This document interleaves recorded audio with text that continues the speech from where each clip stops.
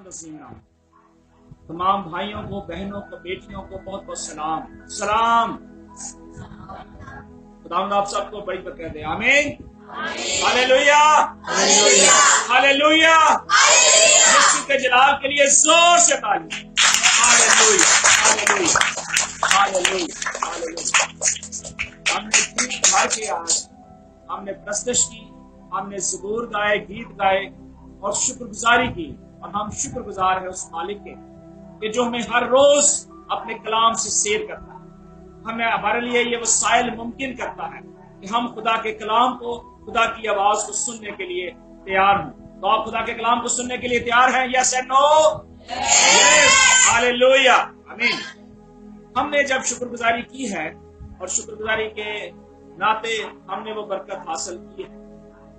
आज चूंकि शुक्रगुजारी हम कर चुके हैं, आज उस मौजू से हट के मैं कुछ खुदा का कलाम आपके सामने पेश करना चाहता हूँ। मत्ती की अंजील और उसका 19वां बाब मैं आपके सामने रखना चाहता हूँ। और खुदा के कलाम में 19वें बाब और उसकी 3री आयत में लिखा है, बल्कि पहली आयत से मैं आपके लिए पढ़ता हूँ।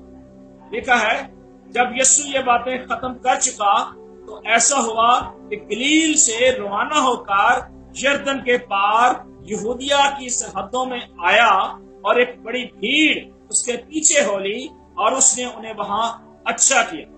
और फरीसी उसे आजमाने को उसके पास आए और कहने लगे, क्या सबब है कि अपनी बीवी को छोड़ देना रवा है?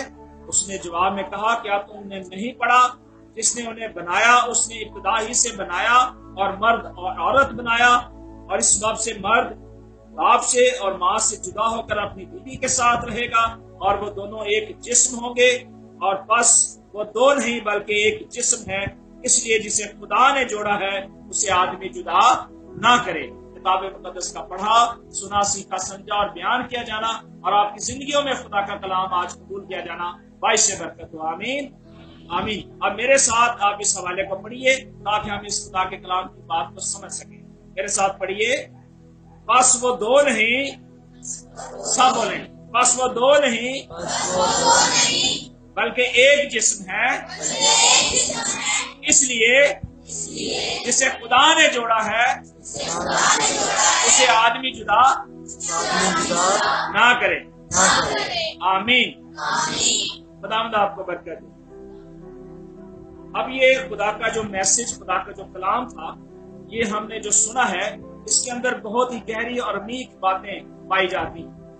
और हम देखते हैं कि खुदा यीशु मसीह की ज़मीनी जिंदगी के अंदर जब मसीह यीशु खिदमत करते थे और खिदमत करते वक्त बहुत सारे फकी और फरीसी और शरा के आलम जो थे मुख्तलिफ सवालात करते थे। और मसीह यीशु को ज़माने के लिए, मसीह यीशु की परख करने के लिए, मसीह यीशु को चेक करने के लिए कि क्या ये खुदा का बेटा है, क्या ये सारा कुछ जानता है।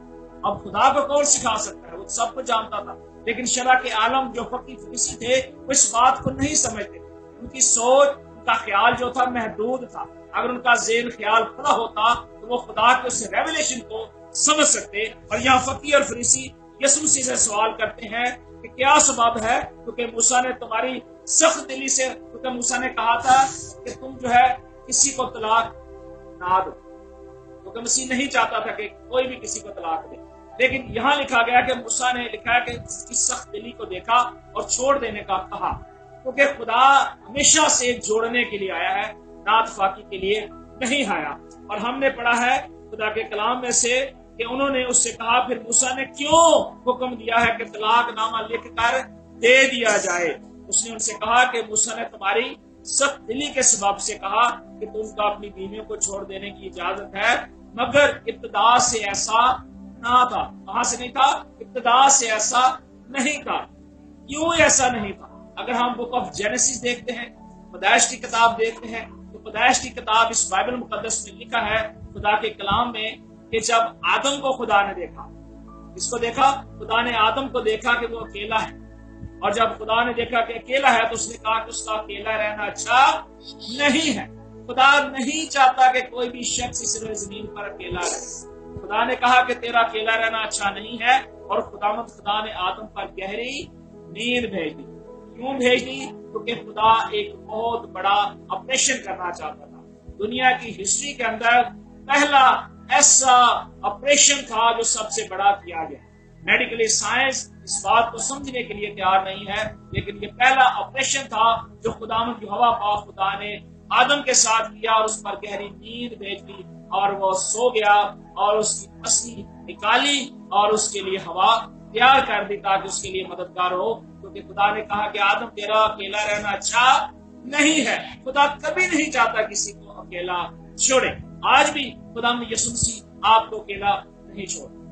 آج بھی خدا اپنی رفاقت، اپنی محبت آپ کے ساتھ قائم رکھنا چاہتا ہے. جیسا کہ خدا نے آدم کے ساتھ، ہوا کے ساتھ باغ عدن میں رفاقت رکھی اور ان سے بات کرتا رہا، ان کو اپنے آئین قوانین بتاتا رہا. خدا نے اپنے آئین قوانین بتائے اور کہا کہ تم نے اس باغ کا پھل کھانا ہے، اس کا نہیں کھانا. انسٹرکشن دی، لیکن انسان کمزور ہونے کے ذریعے سے اس نے نافرمانی کی اور وہ اس باغ عدن سے نکالے گئے. لیکن خدا ہمیں دوبارہ اس باغ عدن میں لانا چاہتا ہے، اس سے دوبارہ باغ میں لا کر اپنی جگہ رکھنا چاہتا ہے جہاں ہماری جگہ ہے. اگر ہم اس جگہ جانا چاہتے ہیں تو پھر ہمیں اکیلے رہنا اچھا نہیں ہے ہماری زندگیوں کے لیے، کیونکہ باپ اور ماں ہماری زندگی کے لیے بہت اہم ہے، اولاد ہماری زندگی کے لیے بڑی اہم ہے.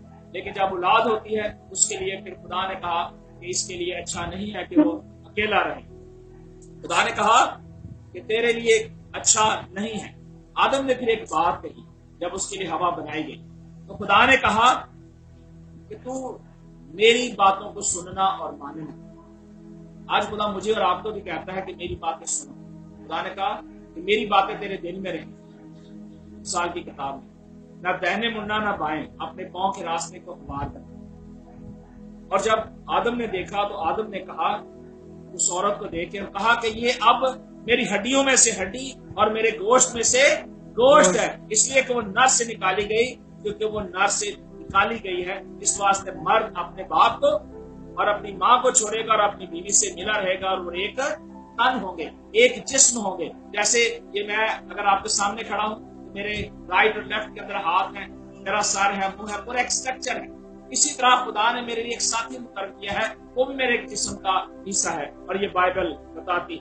اور اسی طرح ہم خدا کے کلام میں سے دیکھتے ہیں کہ خدا کے کلام میں پہلا کرنتھیوس کا 7 باب اور اس کی 25ویں آیت میں لکھا گیا ہے، خدا نے کہا کہ بیاہ کرنا بھی ہر شخص کے لیے ضروری ہے اور عزت کی بات سمجھی جائے. یہ گناہ نہیں ہے اگر کنوارا بیاہا جائے.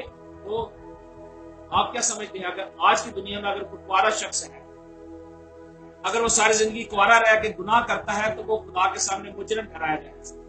اگر ماں اور باپ اس کے لیے رشتہ ڈھونڈتے ہیں، اگر وہ شادی کر لیتا ہے تو وہ باعث برکت بنے. کیوں؟ خدا کے اس کووننٹ میں، خداوند اس وعدے میں شامل ہوتا ہے. اور لکھا ہے خداوند اس کو برکت دیتا ہے جو خدا کے قوانین پر چلتا ہے. اور رسول کہتا ہے کہ اگر کوئی ضبط کرنا چاہے تو کر لے، نہیں تو ضروری ہے کہ وہ شادی کرے، کیونکہ شادی کرنی جو ہے وہ شرم کی بات نہیں ہے. سو خدا جو ہے نہیں چاہتا کہ میاں اور بیوی کے اندر کوئی بھی ایرر آئے، کوئی بھی تعلق جو ہے میاں بیوی کا خراب، کیونکہ خدا نے مرد کو کیا سر بنایا، اور جو سر ہے وہ ہمارا اصل سر مسیح یسوع ہے. اور مسیح یسوع ہے ہمارا گائیڈ کرنے والا، ہمیں سکھانے والا، ہمیں سمجھانے والا اور ہماری گائیڈ لائن کو درست کرنے والا ہے. اور میں ایک حوالہ پڑھ رہا تھا زبور 128 اس کی 30 آیت میں، اور بڑی خوبصورت بات مجھے وہاں سننے کے لیے، سیکھنے کے لیے ملی. اس میں لکھا تھا کہ تیری بیوی تیرے گھر کے اندر میوہ دار تاج کی مانند ہوگی. دیکھ ایسی بیوی اس کو ملتی ہے. کس کو ملتی ہے؟ جو خدا کے قوانین پر، خداوند کی مرضی پر چلتا ہے، جو خداوند سے ڈرتا ہے. اور لکھا کہ جب خداوند سے وہ ڈرے گا تو خدا نے ایک وعدہ کیا کہ تو بچوں کے بچے بھی دیکھے گا. آمین. جب خدا نے ہمیں یہ نعمت دی ہے، بلیسنگ دی ہے، خدا نے آدم اور ہوا کو جوڑا، آج خدا انسانوں کو بھی جوڑنا چاہتا ہے. ہر ایک اس کنوارے شخص کو، چاہے وہ لڑکی ہے یا لڑکا ہے، اس کو جوڑنا چاہتا ہے تاکہ وہ گناہ سے باز ہے. اب بات رہی کہ جو بیاہے گئے ہیں ان کے لیے کیا آئین ہے، ان کے لیے کیا حکم ہے. کیا جو میاں بیوی ہیں جن کی شادی ہو چکی ہے، رشتہ ازدواج کے اندر بندھ گئے ہیں، کیا ان کے لیے ضروری نہیں ہے ان آئین کو ماننے کے لیے؟ ہلیلویا، ضروری ہے. کیونکہ خدا یہی چاہتا ہے کہ ہر ایک شخص جو ہے وہ خدا پر ایمان لائے اور توبہ کرے اور خداوند کی حضوری کو اپنی زندگی کے اندر قبول کرے۔ رومیو کے نام پالوس رسول کا خط اور اس کا 7 باب، اس کی پہلی 3 آیت آپ ضرور پڑھیے۔ اگر کسی کے پاس بائبل ہے تو آپ ریڈ کر سکتے ہیں، نہیں تو میں آپ کے لیے پڑھتا ہوں۔ لکھا چنانچہ جس عورت کا شوہر موجود ہے وہ شوہر کے مطابق اپنے شوہر کی زندگی تک اس کے بند میں۔ اب یہ شریعت کا یہ قانون ہے، جسے خدا نے جوڑا ہے اسے کوئی جدا نہ کرے۔ جیسے ہم نے پیچھے ایک حوالہ پڑھا تھا 19 باب میں، کہ خدا کے کلام میں ہم نے لکھا پڑا ہے، بلکہ وہ 2 نہیں بلکہ ایک جسم ہے، جسے خدا نے جوڑا اسے کوئی آدمی جدا نہ کرے۔ یہ ہم نے حوالہ دیکھا تھا۔ اور یہاں پالوس رسول بھی اس بات کی طرف توجہ دلاتا ہے، وہ کہتا ہے کہ شریعت کے مطابق جب ایک میاں اور بیوی کی شادی ہو جاتی ہے اس کوننٹ میں شامل ہو جاتے ہیں۔ کوننٹ کہتے ہیں وعدے کو۔ وعدہ کیا کب تھا؟ آپ کو پتہ کب وعدہ کیا گیا؟ جب 2 ماں اور باپ راضی ہوتے ہیں بیٹی بیٹے کے لیے، اور وہ آمادہ ہوتے ہیں جی اب ہم بیٹے اور بیٹی کی شادی کرنا چاہتے ہیں۔ اسی طرح بیٹی کے گھر والے اور بیٹے کے گھر والے جب دونوں راضی ہوتے ہیں، ان کی منگنی ہوتی ہے اور بیاہ کا دن آتا ہے، تو ان کو کیا کرتے ہیں؟ چرچ میں لے کے جاتے ہیں، اور وہاں ان سے ایک وعدہ لیا جاتا ہے، کمننٹ لیا جاتا ہے۔ اور کمننٹ جو ہے اس بائبل مقدس کے اوپر ہاتھ رکھ کر وعدہ لیا جاتا ہے، اسے کہتے ہیں کمننٹ۔ کمننٹ کہتے ہیں عہد کو، اور عہد جو ہوتا ہے وہ انسان اور خدا کے درمیان ہوتا ہے۔ غور سے سنیے اس بات کو، جو عہد آپ نے بائبل پہ کیا ہے وہ آپ نے خدا کو گواہ بنایا ہے۔ جب خدا کو آپ نے گواہ بنایا ہے اور میاں اور بیوی نے دونوں نے اس کتاب مقدس پر ہاتھ رکھ کر یہ وعدہ کیا ہے کہ آج سے میں تیرا اور تو میری، ہر بیماری میں، ہر دکھ میں، سکھ میں، کمزوری میں، یہاں تک کہ جان دینے تک، موت تک میں تیری وفادار رہوں گی۔ جب اس پہ عہد کر لیتے ہیں، عہد لے لیتے ہیں، تو ہم خداوند کے الہی کوننٹ میں شامل ہو جاتے ہیں، اس میراث میں شامل ہو جاتے ہیں جسے خدا نے کہا تھا جسے خدا نے جوڑا اسے کوئی جدا نہ کرے۔ کوئی بھی دنیا کی عدالت چاہے کتنی بھی بڑی سپریم کورٹ کیوں نہ ہو، وہ ان کو جدا نہیں کر سکتی۔ لیکن آج دنیا کے اندر اگر آپ دیکھیں، یورپ، امریکہ، کینیڈا کے اندر دیکھیں کہ شرائع جو ہے اموات بہت زیادہ ہو رہی ہیں۔ کیوں ہو رہی ہیں؟ کیونکہ لوگوں کی ازدواجی زندگی درست نہیں ہے، ان کی زندگی کے اندر بہت سارے ایررز ہیں۔ مرد کو جو ہے اپنی طرف کھینچتا ہے اور عورت کو کھینچتی ہے۔ اور امریکہ کے اندر یہ قانون پاس ہو گیا کہ عورت کے ساتھ اور مرد کے ساتھ شادی کر سکتا ہے، لیکن بائبل اس کی اجازت قطعاً نہیں دیتی۔ خدا نے یہ کہا کہ حرام کاری سے بھاگو۔ آج خدا نے میاں بیوی کو اس لیے جوڑا ہے تاکہ اس کوننٹ کے اندر شامل رہیں۔ اگر مرد اور عورت آپس میں جڑے رہیں گے اس کے 2 فائدے ہوں گے۔ کون کون سے؟ پہلا جو فائدہ ہوگا وہ خدا کے شیلٹر کے نیچے آئیں گے۔ ہاللیلویہ بولے آمین۔ وہ خدا کے شیلٹر کے نیچے رہیں گے، کیونکہ خدا میاں اور بیوی کے اس عہد کے ساتھ شامل ہے۔ کیوں؟ خدا نے کہا تھا جہاں 2 اور 3 میرے نام سے متفق ہوں گے۔ اب کیا ہوا؟ مرد اور عورت نے ہاں کی، دونوں نے اقرار کیا، اور خدا کے خادم نے اس کوننٹ کو مضبوط کرنے کے لیے خدا کو درمیانی بنایا، اور خدا اس کے ساتھ شامل ہے۔ آج نہیں کرتے، خدا کے کلام کو فوکس نہیں کرتے، وہ کیا کرتے ہیں؟ دنیا کی باتیں، دنیا کے خیالات، دنیا کی سوچیں، ان کی زندگی۔ لیکن خدا کبھی نہیں چاہتا کہ کسی کی زندگی کے اندر ایرر ہو۔ ملاکی کی کتاب میں بڑے واضح طور پہ لکھا ہوا ہے کہ خداوند تیرے اور تیری جوانی کی بیوی کے درمیان گواہ ہے۔ کیا ہے؟ گواہ ہے۔ خدا تیرے اور تیری بیوی کی جوانی کی بیوی جو ہے اس کے درمیان گواہ ہے۔ اب گواہی کون دیتا ہے؟ خدا جب گواہی دے رہا ہے تو اس گواہی کو ہم نے قبول کرنا ہے۔ قبول کیسے کرنا ہے؟ کیونکہ ہم نے خداوند کو قبول کیا ہے۔ کب قبول کیا ہے؟ خدا کو اس لیے ہم نے قبول کیا ہے کیونکہ ہم اس کے بیٹے بیٹیاں ہیں۔ بیٹے بیٹیاں کب بنتے ہیں؟ اس کے 3 کیٹیگریز ہیں، 3 اس کے سمجھ لے کے رولز ہیں۔ سب سے پہلے اقرار منہ سے کیا جاتا ہے، ہاللیلویہ، اقرار منہ سے کیا جاتا ہے۔ ایمان جو ہے دل سے لایا جاتا ہے، اور تیسری بات نجات خدا یسوع مسیح پر ایمان لانے سے لی جاتی ہے، اور چوتھا آپشن جو ہے وہ راست بازی ہے۔ اگر ایک میاں اور بیوی جو ہے اگر وہ ایمان رکھا ہوا ہے، اس نے نجات یافتہ ہے، اب ضروری ہے کہ اس کے اندر اوبیڈینٹ شامل ہو۔ کیا ہو؟ وفاداری شامل ہو۔ وفاداری میاں اور بیوی کے درمیان جو رشتہ ہے اس کو مضبوط کرتی ہے۔ اگر میاں بیوی کا رشتہ مضبوط نہیں ہے تو وہ بکھر جائے گا۔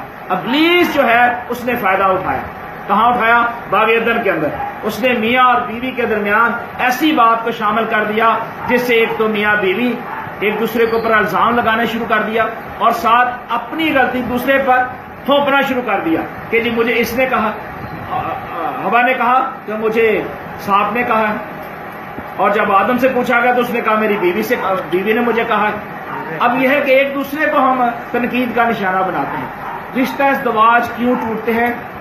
بھروسہ نہیں کرتے، ٹرسٹ نہیں کرتے، ایک دوسرے کے ساتھ ہمارا جو ٹرسٹ ہے وہ قائم نہیں ہوتا۔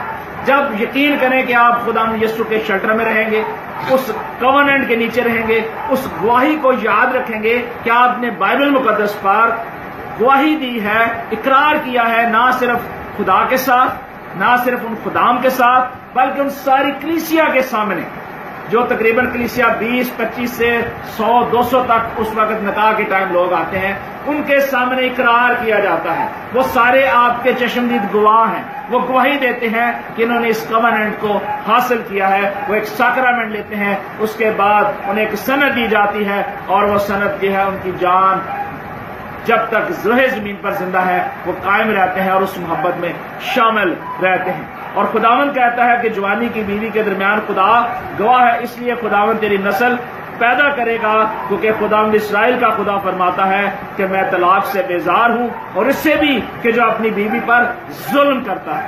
آج دنیا کے اندر بہت سارے مرد ہیں جو اپنی بیویوں پر ظلم کرتے ہیں، اور بہت ساری عورتیں میں نے اپنی زندگی کے اندر دیکھی ہیں کہ وہ اپنے مردوں پر ظلم کرتی ہیں، اپنے مردوں کو برا بھلا کہتی ہیں، اپنے خاوندوں کو گالیاں دیتی ہیں، اور ایسے مرد دیکھے ہیں جو نشہ شراب پی کے اپنی بیویوں کو گالیاں دیتے ہیں، مارتے ہیں، پیٹتے ہیں۔ یہ کیوں ہو رہا ہے؟ اس کا فائدہ کس نے اٹھایا؟ ابلیس نے۔ کس نے اٹھایا؟ ابلیس نے، کیونکہ وہ نہیں چاہتا کہ میاں اور بیوی اس کووننٹ میں شامل ہو جسے خدا نے جوڑا ہے۔ وہ جدائی کی دیوار لے کر آتا ہے، بیچ میں رکاوٹ ڈالتا ہے تاکہ میاں اور بیوی آپس میں علیحدہ ہو جائیں، اور ابلیس اپنی شرارت کو اس کے درمیان میں لے آتا ہے تاکہ عورت کو عورت سے اور مرد کو مرد سے جدا کر کے اپنے آپ کو وہ لانا چاہتا تاکہ وہ دونوں بدفعلی کریں، گناہ کریں، زناکاری کریں، بدی کریں، لیکن خدا ایسا نہیں چاہتا۔ خدا یہی چاہتا ہے کہ سب کی توبہ تک نوبت پہنچے اور ہر ایک گھٹنا اس کے آگے جھکے، خواہ وہ آسمانیوں کا ہو خواہ زمینیوں کا ہو، لیکن خدا یہی چاہتا ہے کہ خدا اپنے لوگوں کو آسمان کی بادشاہی میں لے جانے کے لیے بہت جلد آنے والا ہے۔ اگر آج ہم اپنے رشتوں کو نہیں سمجھتے، اپنے خاندانوں کو نہیں سمجھتے، اپنی اولاد کو پیار نہیں کرتے، تو ہم بہت بڑا نقصان اٹھائیں گے۔ ہمیں اس نقصان سے بچنا ہے اور ہمیں خداوند کے حضور اپنے آپ کو خالی کرنا ہے۔ خدا کے کلام میں لکھا ہے زبور 127 اور اس کی پہلی آیت میں بڑی خوبصورت بات ہے، آپ کو یاد ہوگی، لیکن اگر خدا ہی گھر نہ بنائے تو بنانے والے کی محنت اب کچھ ویلیو نہیں ہے۔ اگر خدا نے یہ گھر بنایا ہے، خدا نے آپ کو اولاد جیسی نعمت دی ہے تو اس کا شکر کریں۔ خدا نے آپ کو اچھی بیوی دیا، اس کا شکر کریں۔ خدا نے اچھا خاوند دیا، اس کا شکر کریں۔ خدا نے آپ کو اچھی اولاد دی ہے، صحت والی دی ہے، کہ ہم شکر کرتے ہوئے اس کے حضور آئیں اور اس کی بارگاہوں میں شکر گزاری کرتے ہوئے خدا کی آواز کو سننے کے لیے اپنے آپ کو تیار کریں، روحانی طور پر بیدار رہیں اور ابلیس کو موقع نہ دیں کہ وہ آپ کی زندگی میں آئے۔ میاں اور بیوی کا تعلق اس طریقے سے قائم ہو کہ وہ کہے کہ یہ میری ہڈیوں میں سے ہڈی ہے، میرے گوشت میں سے گوشت ہے، جیسے کہ خدا کے کلام میں پڑھا۔ اگر بیوی ادھر کراچی میں ہے اور اگر خامند کسی اور علاقے میں ہے، جیسے میں پنڈی سے ہوں اور میری بیوی پنڈی میں ہے، میں لاہور میں ہوں یا کراچی میں ہوں، تو ہمارا ایک تعلق ہے، ہمارا ایک رشتہ ہے۔ اسی طرح خدا کا انسان کے ساتھ تعلق ہے۔ جب آپ خدا کو بیچ میں شامل کرتے ہیں، اس کو گواہ ٹھہراتے ہیں، تو وہ پھر جدائی کی دیوار کو ختم کر دیتا ہے، ان کو قریب کر دیتا ہے، پھر ابلیس کی کوئی چال نہیں چلتی۔ ضروری ہے کہ ہم آج خدا کے خوف کے اندر رہ کر خاوند کے لیے دعا کریں۔ اگر ایک عورت، ایک بیوی، چاہے وہ بیٹی ہے، بہن ہے یا بہو ہے، اگر وہ خاندان کے لیے دعا کرتی ہے تو آسمان پر اس کی آواز پہنچتی ہے اور خدا اس کی آواز کو سنتا ہے. یہ پریکٹیکلی بات ہے. اور اگر خامند دعا کرتا ہے اپنی بیوی بچوں کے لیے تو خدا سنتا ہے، کیونکہ خدا یونٹی کا خدا ہے. زبور 133 میں لکھا، دیکھو کیسی اچھی بات ہے کہ بھائی وہاں مل کر رہیں، بہنیں مل کر رہیں، میاں بیوی مل کر رہیں. یہ خوشی کی بات ہے. سو خدا خوشی چاہتا ہے، خدا شادمانی چاہتا ہے، اور خدا یہی چاہتا ہے کہ خدا آپ کو ایک بنائے، خدا آپ کو خوش و خرم رکھے، اور خداوند آپ کو ڈھیروں برکتیں دے. سو خداوند آپ سب کو بڑی برکت دے. جتنوں نے آج اس خدا کے کلام کو، خدا کی آواز کو سنا ہے، اپنی زندگی کے اندر قبول کریں، اور اپنے بہن بھائیوں تک اس آواز کو شیئر کریں، اور خداوند کی برکات کو حاصل کریں. خدا آپ سب کو بڑی برکت دے. God bless you.